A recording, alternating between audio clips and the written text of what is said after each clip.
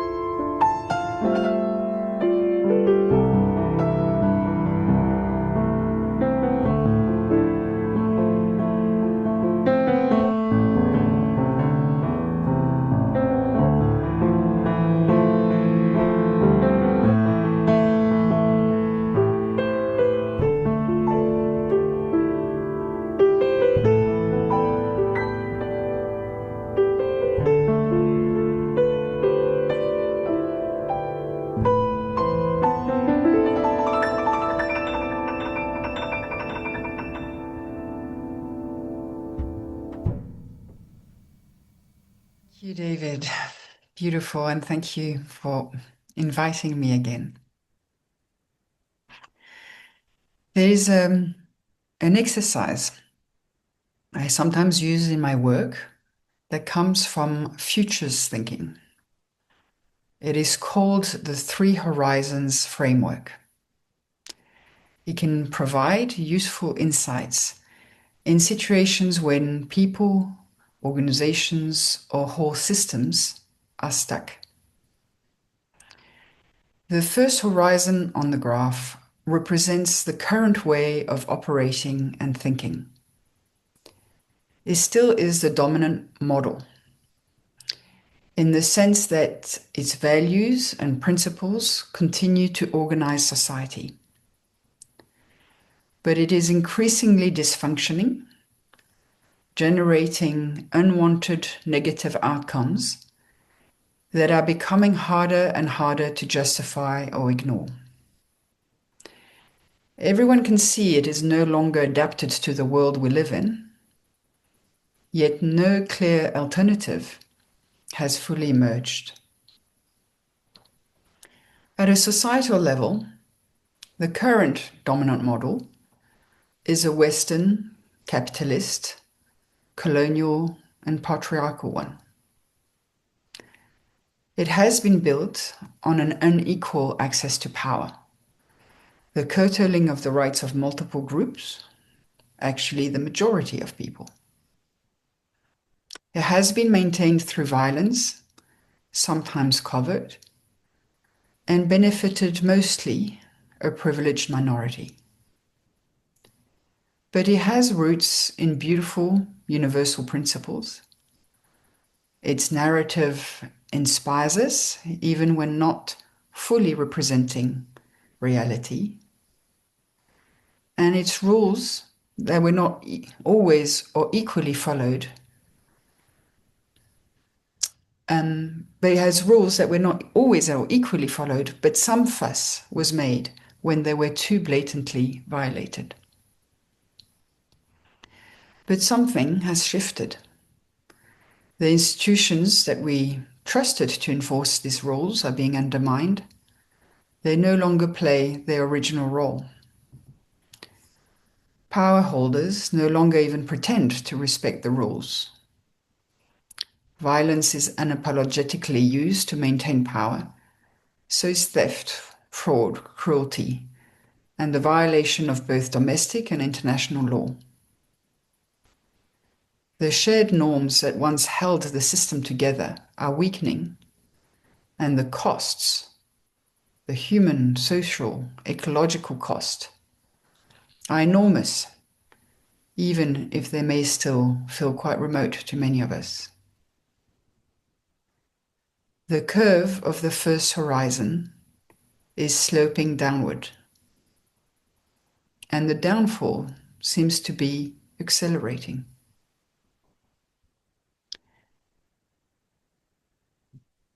The third horizon represents something very different, a new paradigm that is emerging. It exists only in fragments for now. Small pockets, experiments, intuitions, ways of living that have not yet become codified collectively. It is difficult to describe because, by definition, it belongs to a world whose assumptions we do not yet fully understand. We can sense it before we can explain it. Visionaries can have a glimpse of it. Sometimes we can experience it briefly in moments of connection, solidarity, creativity, or courage. But we do not have yet the institutions that can operationalize it. It is a curve that will eventually slope upwards and become the new dominating operating model. Between these two horizons lies the space we are living in now, the in-between, a space of uncertainty, fear, collapse, contradiction, a space of chaos, but also of creation. In between the sloping down curve of the first horizon and the sloping up of the third one, there is a second horizon that acts as a bridge between the old and the new paradigms. It represents the innovations that hold the promise of a different future. They are meant to carry us into a new world.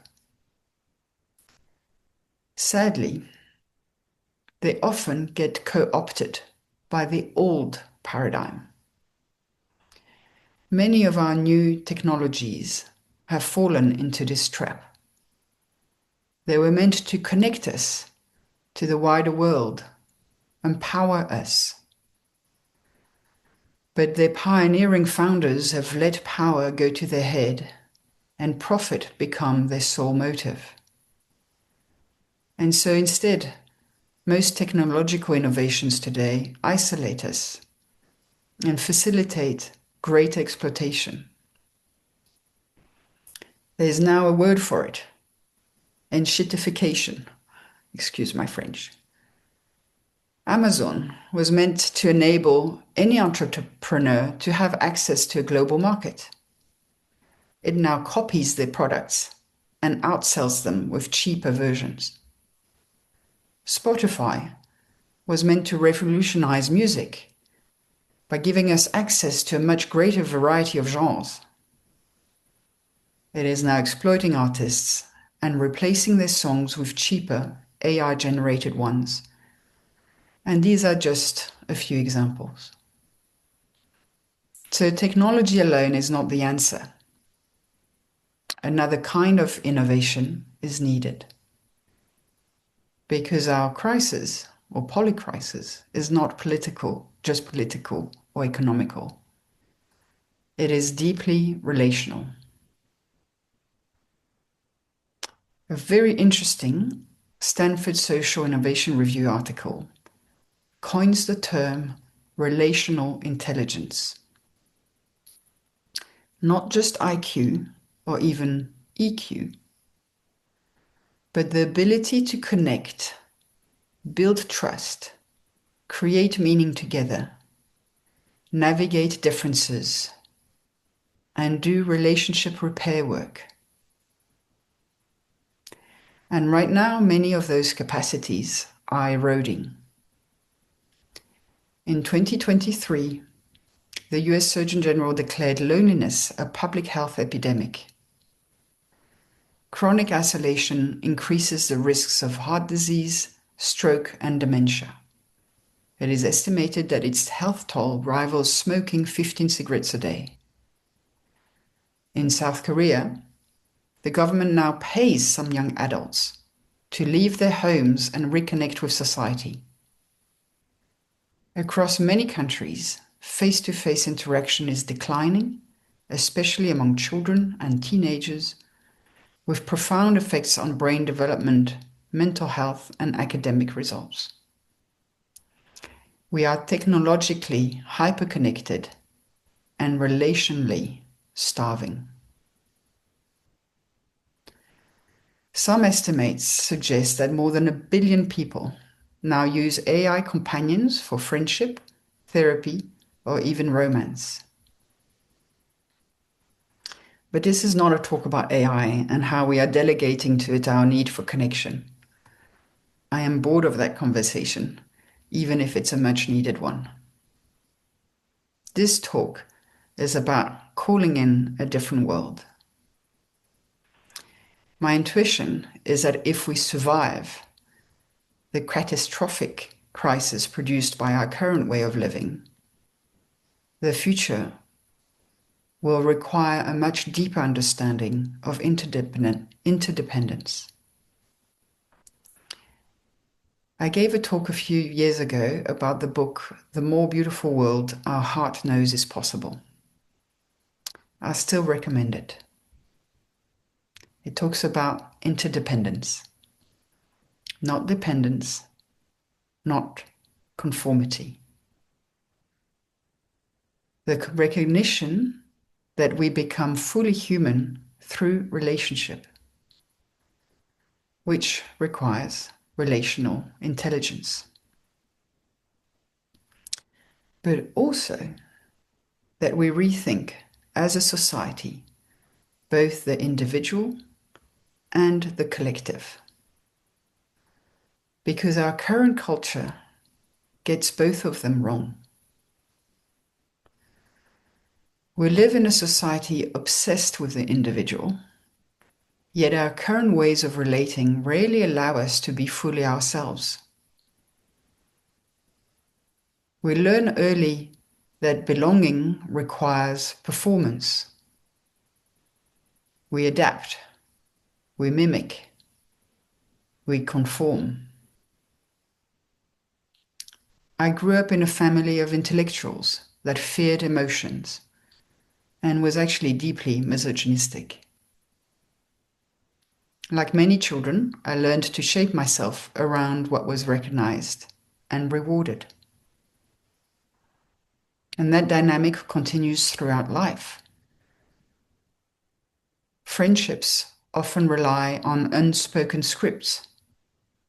We use our friends to validate our opinions, our status as a victim of our circumstances, and the choices we make. Families assign roles. Marriages can become places where we slowly disappear into function and obligation. Even spirituality can become another performance, another identity to inhabit rather than a path toward deeper truth. Many of the structures we enter ask us, subtly or explicitly, to surrender parts of ourselves in exchange for belonging. And yet, hyper-individualism is not the answer either. Community is what sustains us, because that is where we feel related.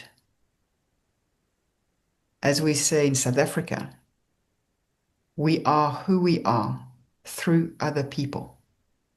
It is called Ubuntu. We are losing our willingness and ability to sit in the messiness of community. Those of us that succeed in the current system seem to never have enough and prefer spending fortunes on lawyers and lobbyists rather than contribute to their community through paying taxes. They only want to belong to a restricted, homogeneous elite, a feeling that will in any case mostly elude them. So those that are left out sink into understandable resentment and blame that has them shrink into a smaller and smaller version of themselves, and end up electing political leaders that sell them illusions and are more interested in putting their name on a building than serving their people. Now, when civilizations begin to collapse, there's often a temptation to move backwards, to imagine that the solution is a return to stricter forms of authority, stronger norms, purer identities, more rigid ideas of community, family, religion, gender, nation. But those golden ages were never golden for everyone. Belonging often came at the cost of freedom, especially for those excluded from power. So I do not think the way forward is either radical individualism or rigid collectivism. It is learning to hold both the I and the we. Another model I sometimes use in my work is called polarity thinking. The idea is that some tensions in life are not problems to solve once and for all, but polarities to manage continuously. Pursuing in parallel interdependent objectives that can either reinforce each other or pull us in two opposite directions. For example, as parents, we want our children to feel absolutely loved, unconditionally loved. And we also want them to become accountable and autonomous human beings. And so we tend to swing, sometimes quite abruptly, between nurturing and boundary setting. It can become quite confusing for a child to be the recipient of these messages, which can also become extreme, a back and forth between indulgent permissiveness and angry shaming. The same goes for managers that want to be seen as caring, but also be respected and produce results.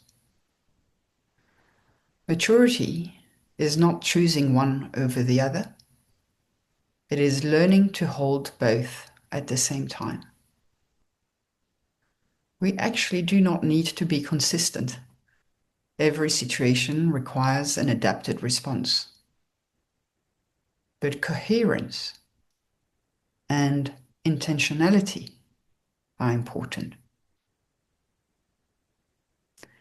The way to be coherent is to always keep in mind both our objectives. Be nurturing, but not at the expense of accountability. Calling each other out, but within an experience of loving care and acceptance. More broadly, nurturing individuality without collapsing into narcissism. Building community without demanding conformity.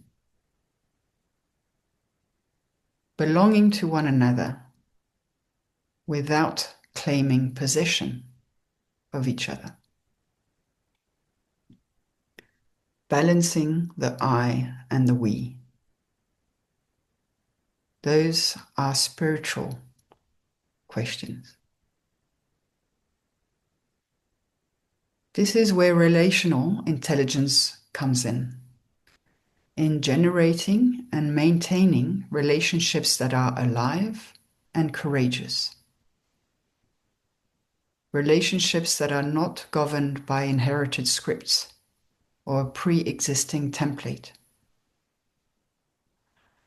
Peter and I sometimes joke that we are on our third marriage, not because we separated, but because our relationship has changed shape many times over the years. We have renegotiated roles, responsibilities, ambitions, ways of caring for one another. We have both taken turns staying home with the children. We have given each other space to change professionally and personally. We're trying to stay in relationship while continuing to become ourselves. We are married on our own terms. I increasingly want the same from friendships. Not conversations where we simply confirm one another's existing opinions, choices, and identities, but relationships where we remain open to being changed by the encounter. Technology now allows us to connect with an extraordinary diversity of people, and yet many of us remain inside increasingly narrow bubbles of psychological and ideological safety. Real relationship is riskier than that. It asks for curiosity, humility, the willingness to encounter difference without immediately turning it into threat. Imagine if our culture actually taught us those skills. Imagine if we're encouraged to not merely achieve, but also relate, to speak our truth, to do relationship repair, to listen deeply, to stay present through discomfort, to welcome people who challenge us without needing to defeat them. Eleanor Roosevelt said, "Do something that scares you every day." It is not easy to renegotiate the terms of a relationship, nor to walk away when a friendship cannot be transformed. And consciousness, intentionality are not enough. We also need structures that support human connection rather than undermine it. In the article I already referenced, Isabel Howe calls this relational infrastructure.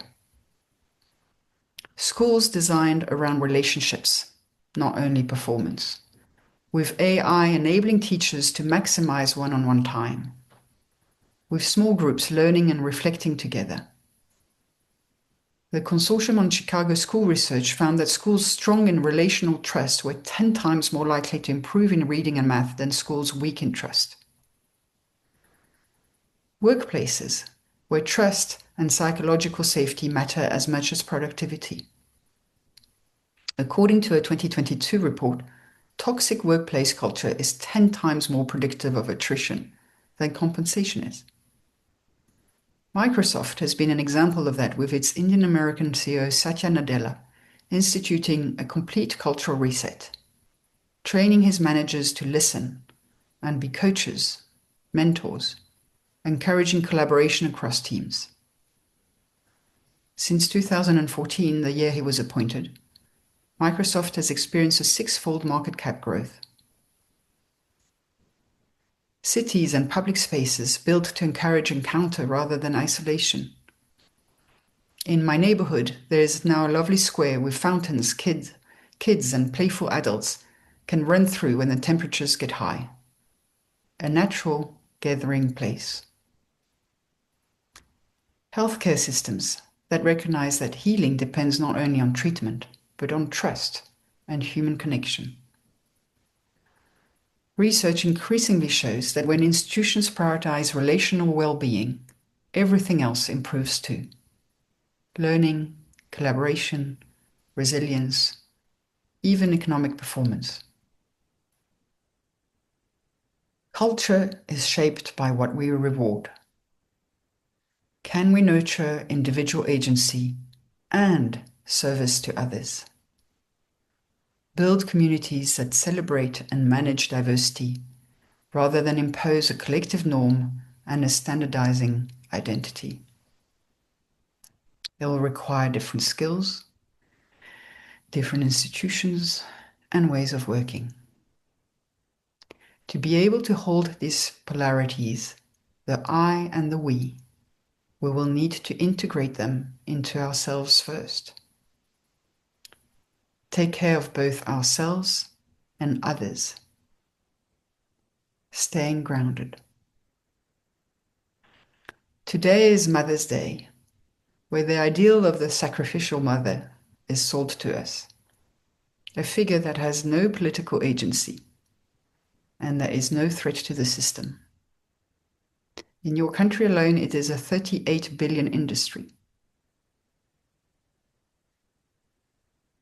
And it has many beautiful aspects to it. But originally, the Mother's Day Proclamation was a political stance against war.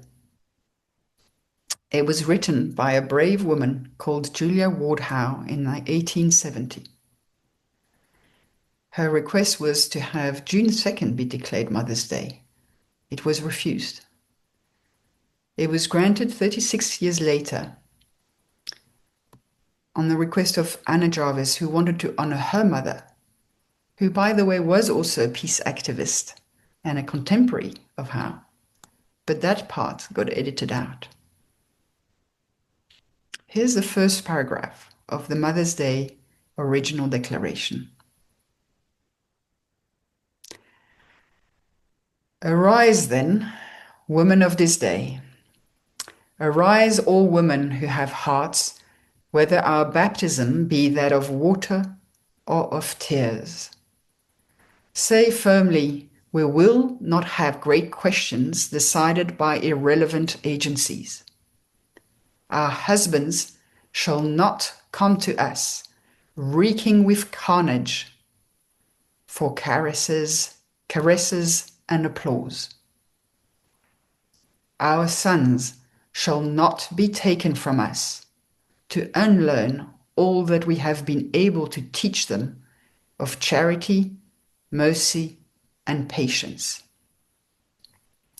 We women of one country will be too tender of those of another country to allow our sons to be trained to injure theirs.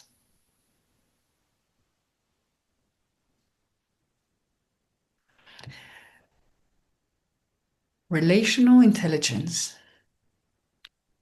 the courage and spiritual maturity that it requires, the careful balancing of the I and the we is the innovation that will truly call a different world. And technology that is programmed to enable it. A world that is beyond the binary of us versus them, that embraces the paradox of both and. Critical thinking and shared norms. Loyalty and freedom, the space to disagree, the willingness to challenge and do repair work. Co-creation. That is what gives me hope and trust that out of today's chaos, something new is being born. And I will end with a quote by Arundhati Roy, the author. Another world is not only possible, she is on her way. On a quiet day, I can hear her breathing.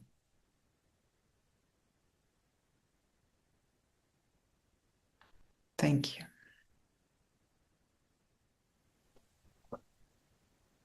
For this meditation, I invite you to just digest what was quite an intense, dense talk.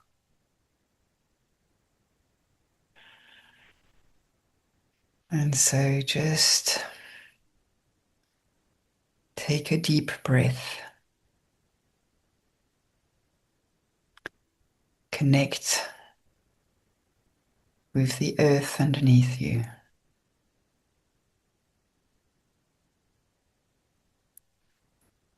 And your deeper self.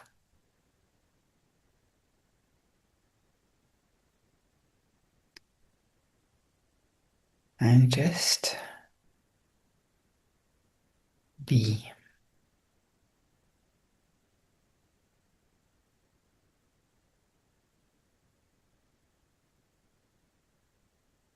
I touched on different concepts. I talked about balancing the I and the we.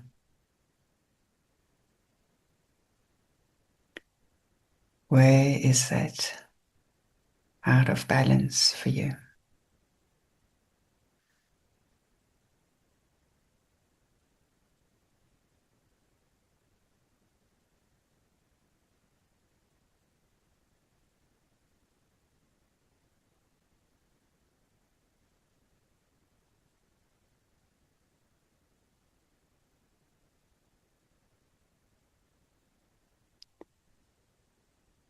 Where is there a need for more space for the I, or more investment in the we?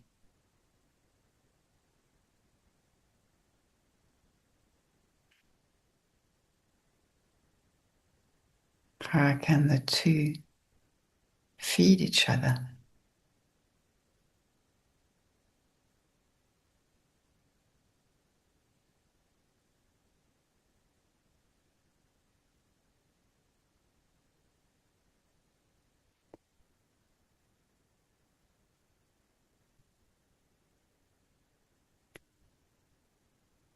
How can we stay deeply grounded and hold these polarities?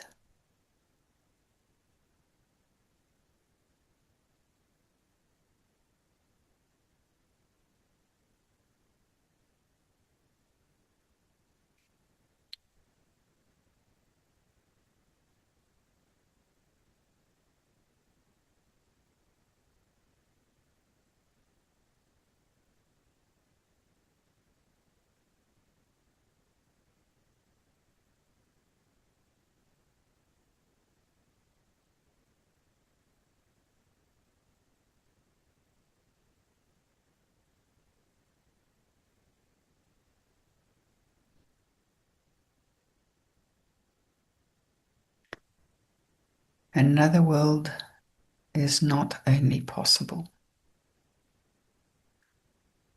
she is on her way. On a quiet day, I can hear her breathing.